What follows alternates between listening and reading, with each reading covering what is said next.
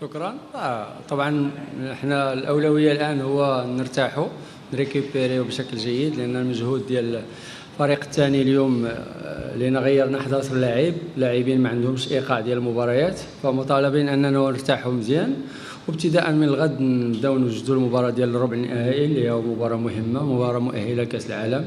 غنعطيوها الاهتمام ديالها، غنعطيوها الاهميه ديالها، غنعطيو للخصم الاحترام اللي تيستاهل، وخصنا نكونوا عندنا 3 أيام باش نكونوا حاضرين اليوم المباراة إن شاء الله.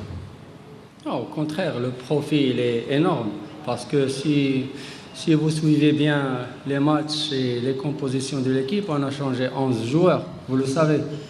Donc ce sont 11 joueurs qui n'ont pas joué, ils n'ont pas les rythmes des matchs, la satisfaction est énorme, ils ont fait 1 heure de très bonne qualité, on aurait pu terminer le match en première mi-temps, on n'a pas su le faire. Donc c'est normal que cette équipe de la Zambie qui a son 3e match de poule avec les mêmes joueurs ait plus de rythme, plus de rigueur et plus d'engagement. Donc nous, l'intérêt c'était de reposer nos joueurs titulaires pour le match de mercredi.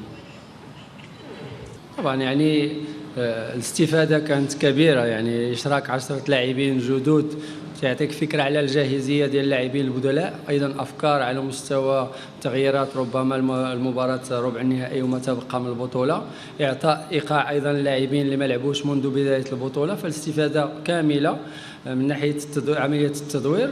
طبعا من ناحية الملعبين في حلة جيدة، الأرضية ممتازة في كلتا الملعبين، ملعب عنابة ملعب جميل جدا يعني ككل بساط وباقي يعني التجهيزات ديالو، فكاين اختلاف، ولكن خلاصة أنه ملاعب تتيح أننا نلعبوا بالشكل اللي شفنا عليه، خصوصا الفريق في الساعة الأولى يعني ديال المباراة. أكيد المواجهات دائما ديال فرق شمال إفريقيا عندها طعم خاص، كاين هناك ندية، هي ديربيات يعني متعود عليها الجماهير، تيكون فيها يعني نكهة خاصة، تتكون عندها حماس خاص. طبعا الفرق يعني تطمح للفوز بهذه المباريات، فاكيد انه مباراه بين دول شمال افريقيا ما تتشبهش مباراه بين الفريق مثلا شمال افريقيا ودول جنوب الصحراء، كاين اختلاف كبير وكاين اهتمام كبير في الجانبين في الشعبين للمباراه، ولكن يعني ستبقى مباراه في كره القدم على ارضيه كره القدم وبساط ديال كره القدم.